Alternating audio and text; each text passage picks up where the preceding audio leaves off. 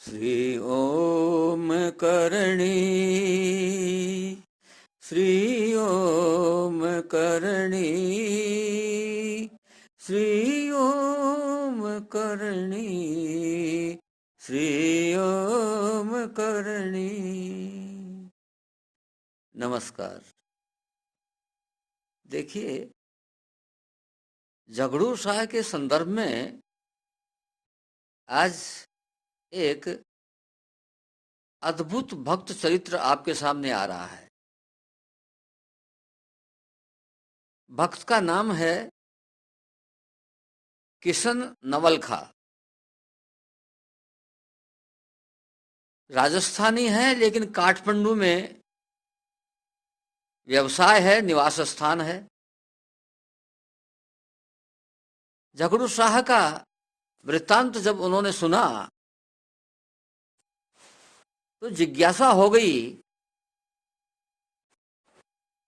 उनके मंदिर के दर्शन करने की। माँ तो हर जिज्ञासा पूर्ण करती है। उन्होंने सुना था कि झगड़ू शाह का बनाया हुआ माताजी का मंदिर पोरबंदर में है और उसी समुद्र तट पर उसकी नौका को माताजी ने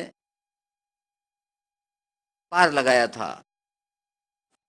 लेकिन माताजी तो भ्रांति दूर करती हैं, सत्य को सामने लाती हैं, और फिर भक्त यदि कोई भ्रांति करता है तो वो तो बहुत जल्दी ही दूर हो जाती है। संयोग कुछ ऐसा बैठा कि वो जा कहीं और रहे थे और रास्ते में ही उनको एक तीर नजर आया, सड़क पर ही करणी मां का मंदिर। उन्होंने गाड़ी को मोड़ा, लगभग 5 किलोमीटर अंदर गए तो वहां पर एक मंदिर मिला और चर्चा में बात यह आई कि झगड़ू शाह की नाव का उद्धार माताजी ने इसी समुद्र तट पर किया था। वह भी समुद्र तट ही है। स्थान का नाम है वीरा गांव। तो वास्तव में माताजी को असली जगह पर भक्त को पहुंचाना था। वहां पहुंच करके वे भाव विभोर हो गए। वहां बातचीत की तो पता लगा कि पोरबंदर में भी उसने मंदिर बनवाया है, क्योंकि वहां भी नौका आती जाती थी, लेकिन उसकी नौका का उद्धार तो इसी तट पर हुआ है। दोनों जगह ही मंदिर का नाम हरसिद्धि मां है, क्योंकि माताजी स्वयं उस समय शरीर धारण किए हुए थी। अपने को पुजाने की इच्छा माताजी ने कभी नहीं की, इसलिए उन्होंने झगड़ू शाह को यही सम्मति देना ठीक समझा कि भाई तू हर सिद्धि माता के नाम से मंदिर स्थापित कर दे। हर सिद्धि का एक मतलब यह भी होता है कि जो हर मनोकामना को सिद्ध करे, पूर्ण करे, वह ऐसी हर सिद्धि मां। नवलखा जी ने मन में संकल्प किया कि भाई अब तो माताजी की जो मूर्ति है उसकी स्थापना भी यहां होनी चाहिए। मां तो संकल्प पूरा करती है। संकल्प पूरा हुआ। 2 मूर्तियां माताजी की उसी प्रकार की जिस प्रकार के यहाँ निज मंदिर में माताजी जिस रूप में विराजे हुए हैं, वैसी ही 2 मूर्तियां लेकर के अभी जनवरी के महीने में नवलखा जी पहुंचे वहां पर। साथ में एक पुरातत्व वेता को ले गए ताकि ये पता चले कि वो पुराना मंदिर कितना पुराना है, कब का है। वहां देखा कि शिलालेख भी है झगड़ू शाह का। पुरातत्व वेता ने कहा कि यह मंदिर लगभग 550 वर्ष पुराना है, तो ये भी बात मेल खा गई। तो ये बात पक्की हो गई कि यह मंदिर झगड़ू शाह का ही बनाया हुआ है और उसी समय का मंदिर है, यह बाद का मंदिर नहीं है।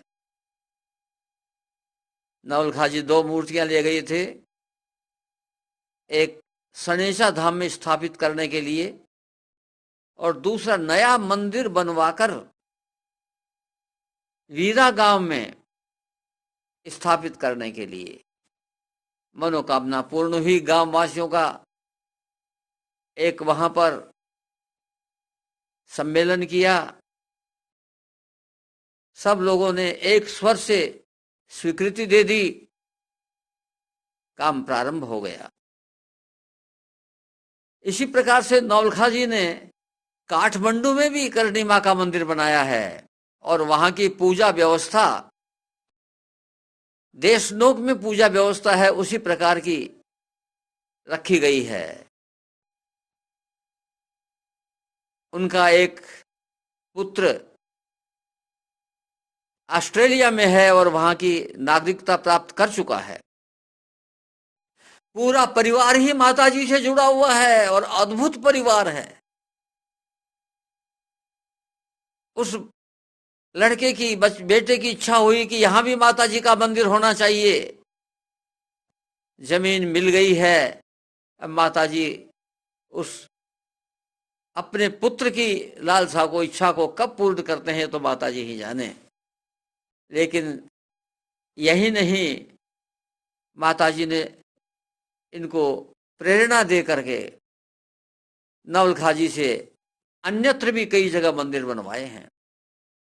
तो देखिए, मंदिर बनवाने का जो विशेष महत्व है वो यह है कि मंदिर में जितने भी जाते हैं भक्त,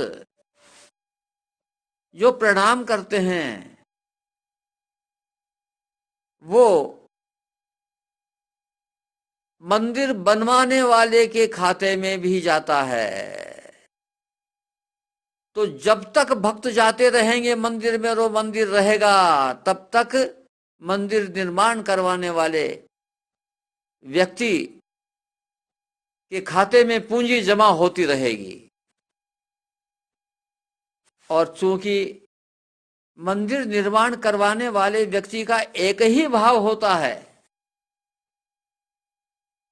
कि भक्ति का प्रचार हो, और भक्ति का प्रचार करने वाला व्यक्ति भगवान को बहुत प्यारा होता है।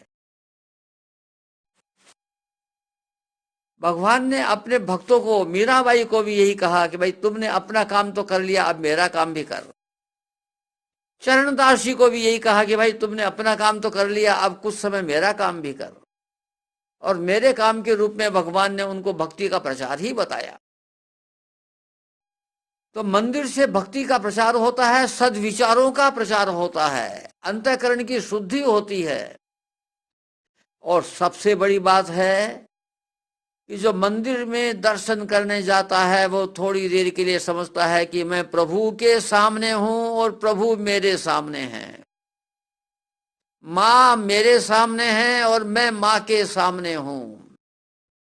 तुलसीदास जी ने कहा है, सन्मुख होई जीव मोहि जब ही, कोटि जन्म अघ नासई तब ही। तुलसीदास जी भगवान राम से कहलवा रहे हैं कि प्रभु क्या कर रहे हैं कि जैसे ही कोई जीव मेरे सामने हो जाता है तो उसके जन्म जन्मांतर के करोड़ों करोड़ों पाप नष्ट हो जाते हैं। तो मंदिर में जाने का यह फल है। लेकिन हमारे यहाँ पर ज्यादातर क्या होते हैं कि उनको ये विश्वास ही नहीं होता कि मंदिर का यह फल है क्या। वो क्या करेंगे कि मोहर दे करके और पालक खरीदेंगे वहां पर और कहेंगे माँ से कि माँ मेरे बेटे को सीए पास करा दे, मेरे बेटे को आरएस बना दे, मेरे बेटी की शादी करवा दे। ऐसे कामों के लिए कहते हैं माँ को। ऐसे कामों के लिए कभी नहीं कहना चाहिए माँ को। यानी सांसारिक काम तो प्रारब्ध पर छोड़ दो, सांसारिक कामों के लिए माँ से कभी कुछ मत कहो। केवल यही भाव रखो कि मैं माँ के सामने, माँ मेरी, मैं माँ का, अब माँ मेरी आंखों से ओझल नहीं होगी। देखिए, मंदिर से जब लौटते हैं तो उल्टे क्यों चलते हैं? इसीलिए चलते हैं कि माँ सामने है, वो सामने ही रहे, और जब तक मंदिर से हट नहीं जाएंगे तब तक हम उल्टे चलते हैं। ये उसका रहस्य है। कुछ लोग क्या करते हैं कि मंदिर से बाहर आकर के और खड़े खड़े होकर के प्रणाम करते हैं। मैंने एक से भक्त से पूछा कि भाई, आप यहाँ खड़े होकर के बाहर दरवाजे पर प्रणाम क्यों करते हो? तो भक्त ने मेरे को बात तो बहुत अच्छी बताई। कहा कि प्रभु हमको छोड़ने के लिए, माँ हमको छोड़ने के लिए यहाँ तक आती है, इसलिए अब हम उसको प्रणाम करते हैं कि भाई अब हम घर जा रहे हैं। मैंने कहा, वाह भाई, ये तो गजब हो गया, बहुत गलती हो गई। क्या कर रहे हो? प्रणाम करके ये कह रहे हो माँ को कि माँ तू तो तेरी मंदिर में जा, मैं मेरे घर जा रही हूं। ऐसा नहीं भाई, ये कहो कि माँ यही नहीं, मेरे साथ रह, मेरे साथ चल घर, अब तेरे को नहीं छोड़ूं, अब तो हमेशा तेरे साथ रहूं और तू मेरे साथ रहे। और प्रभु वास्तव में हमेशा आपके साथ में है, परमानेंट रूप से, सनातन रूप से आपको अंश बनाए हुए हैं, तो वो आपके साथ में हैं। और चेतना रूप से माँ आपके साथ में है। या देवी सर्वभूतेषु चिति रूपेण संस्थिता, नमस्तस्यै नमस्तस्यै नमस्तस्यै नमो नमः। चेतना रूप से माँ हमेशा आपके साथ में है। आप ये विश्वास करो, रखो, न मानो तो भी है तो वो साथ में ही। आप मानो तो आपको आनंद होगा, और नहीं मानोगे तो वो आनंद से आप वंचित हो जाओगे। लेकिन माँ का साथ तो हमेशा आपके साथ रहेगा ही। माँ तो हमेशा आपके साथ जुड़ी हुई है। इस शरीर को छोड़ देगी तब भी आपको जीव रूप में आप जो हैं उसको नहीं छोड़ेगी माँ। दूसरे शरीर में जब आप चले जाओगे तो वहां भी माँ पहुंच जाएगी। उस शरीर में चंचलता, चेतनता तभी आएगी जब माँ वहां पर चिति रूप में प्रवेश कर जाएगी।